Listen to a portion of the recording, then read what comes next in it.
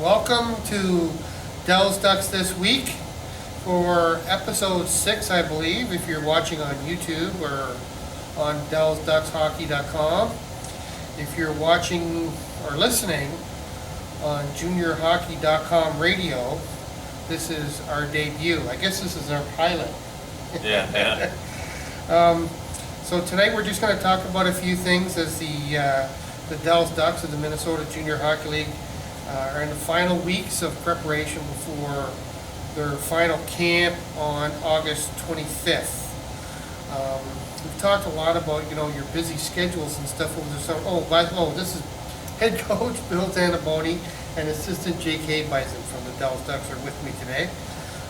Bill, we talked a lot about the schedule over the course of the summer, and now I think you're into the final few weeks, and I don't know about you, I'm getting antsy for things to get started, but you're plenty busy right now, aren't you? Yeah, especially with North American League camps really winding down, kind of the trickle down effect that really picks up for, I'm sure, everyone at the Tier 3 level.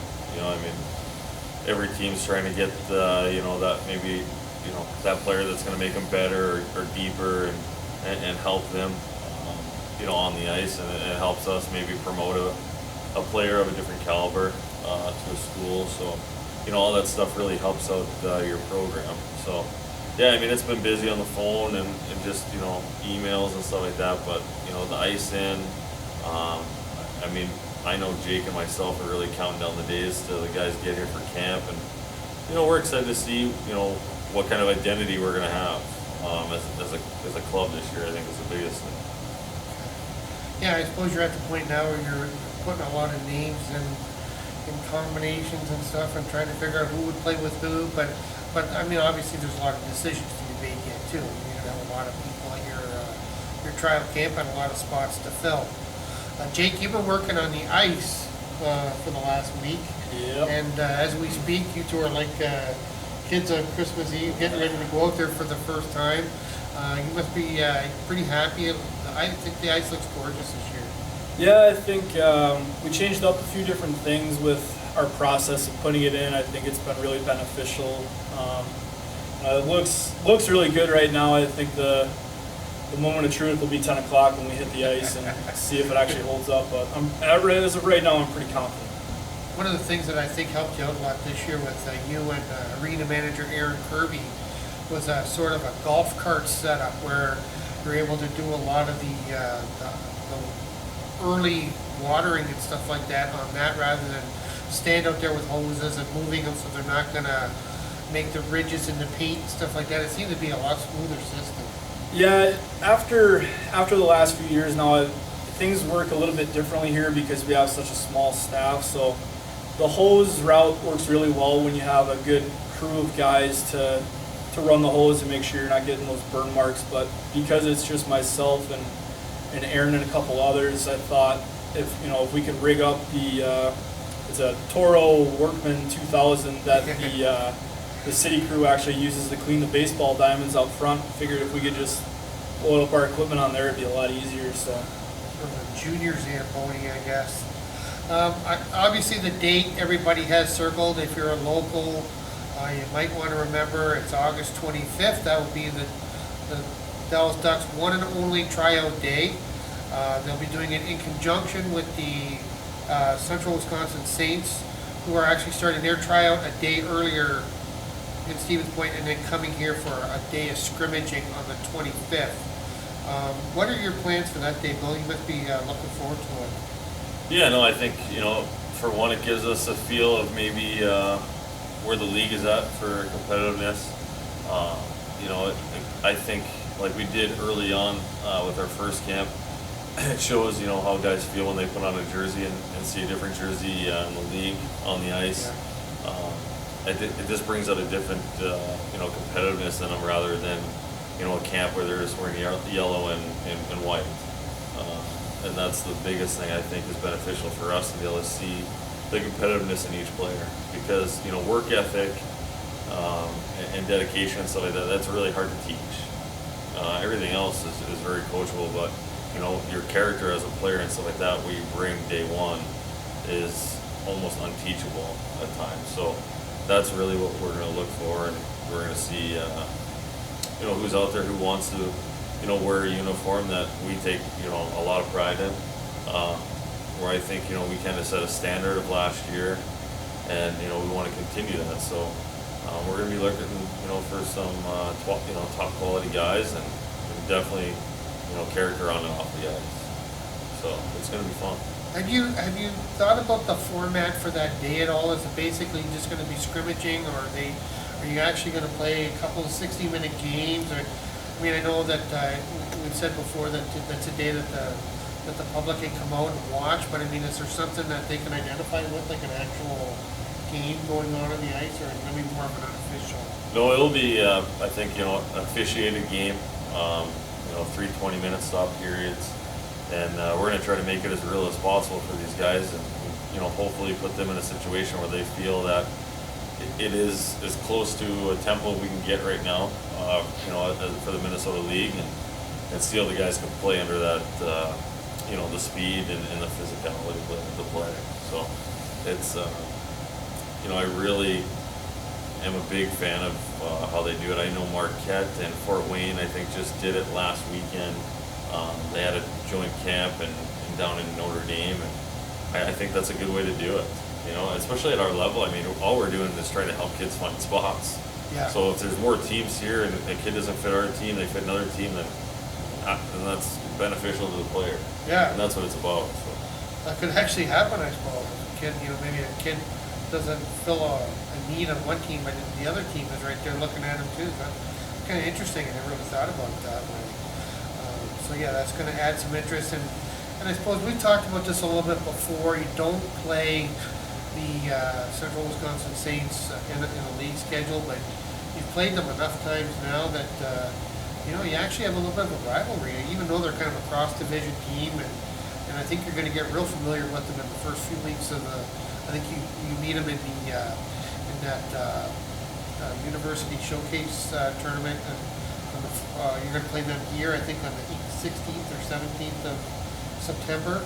Yeah. So you're going to get to know that team pretty well. Yeah, and we should. I mean, they're an hour and a half away. Yeah. It should be something that, if we can get our kids more games and put them, into the mindset of, being competitive and just getting the game experience, this makes them better.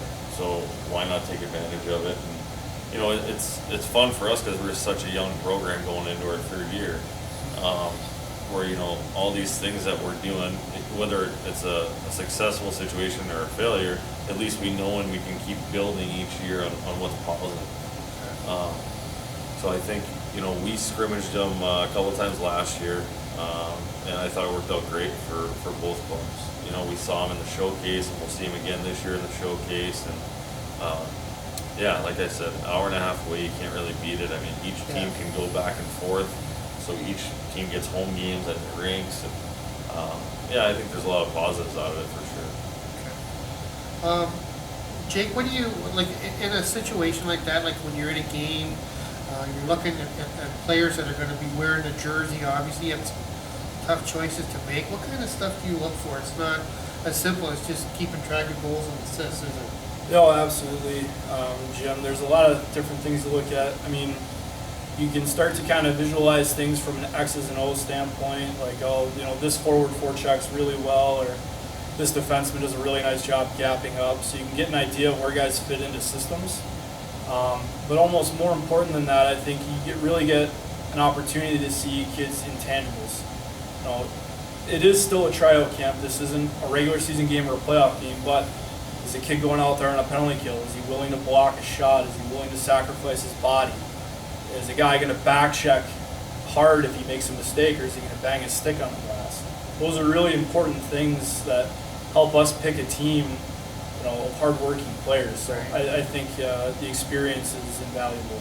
Yeah. I got to think if you have players that are really close in ability, that these intangibles could be the things that actually decide whether they're suiting up for you or not. Yeah, I think it's a great point by Jake. I mean, we're a blue collar team. I mean, if you look at our roster from last year, I mean, we definitely had a couple guys that put up points, but we didn't we didn't have a ton of guys putting up 80 points. We had a lot of guys put up 20 points and, you know, maybe 30 and 15, and guys chipped in, but we had pieces of the puzzle that worked out really well. So I mean, that's what we're looking for. We got to put together a new puzzle for this year, and you know what's going to make us successful. I mean, the things that we're not going to bend on is work ethic, and you know we always want to be a fast and physical team.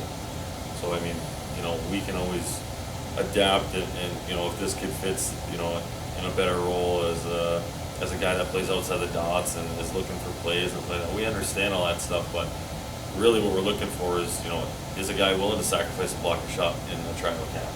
Because if he is, then he'll be willing to do it when the game's on the line. You know, and if they're not willing to do that on the 25th, then what says they're going to do it game one opening night? So, and you know, the biggest thing is, you know, what we look at is we're trying to move players on, and if they're not willing to do that stuff to get the opportunity, then that's not what the Ducks are about. Like we want the kids to get the opportunity to, you know, to use this as a stepping stone. And if they're not willing to sacrifice here, then they're not going to get even the opportunity at the next level. And one of the things that I noticed from your schedule, I mean, you know, I was talking about how, you know, there's the anticipation now to get the guys here, to get them on the ice, to sort of see what you got. You know, we've been waiting. But one nice thing, though, is you're going to have really a very busy schedule before you actually open the season. You are going to have a tournament here. The details are still kind of up in the air, but you're for sure the dates are going to be, it's basically the Labor Day weekend. It's going to be August the 30th, Saturday the 31st, and then September the 1st, which is the Sunday. And you're gonna get some game action in there. You have a couple other exhibitions. And it reminds me of the very first year the team went to a tournament in Florida, and they really, like, I think that really helped them get a big jump on the season for the first month or so. Yeah, I mean, I think it's very important because then you can find out kind of where guys lie. I mean, you know, who's going to play with who, you know, what guys can be on a power play, what guys can be on a penalty kill. I mean, you know, we're going to try to make this, you know, the tournament, you know, as close as we can to actually game one, you know, for our guys mentally and stuff. So, I mean, you know, we want to see who can, you know, battle a 5-on-3 on a kill and all that stuff that's going to come in to play throughout the regular season. And I think it does, you know, Jake was a part of that trip to Florida the first year. You know, it's probably just a big bonding experience too. Yeah, absolutely. You know, this will be at home, but still it's a great bonding experience for the guys to get together and start playing games.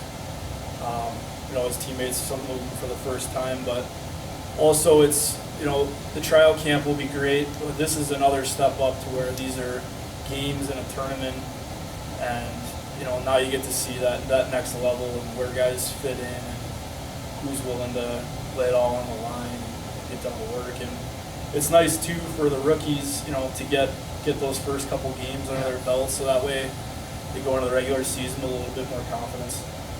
And I think the biggest thing too is the sooner you get the guys around each other all the time and start bonding, the quicker you become a family, and the quicker guys start buying into each other and they trust each other. They have to trust each other to be successful because, you know, if you think you're going to do it on your own at any level, you're in big trouble.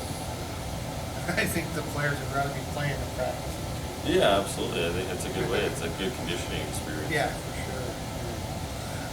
Any sort of thoughts on the team in general right now? I mean, you've sort of got names on the board. Do you have any idea what kind of identity you're going to have this year? You know, I think we're going to be a physical program. That's for sure.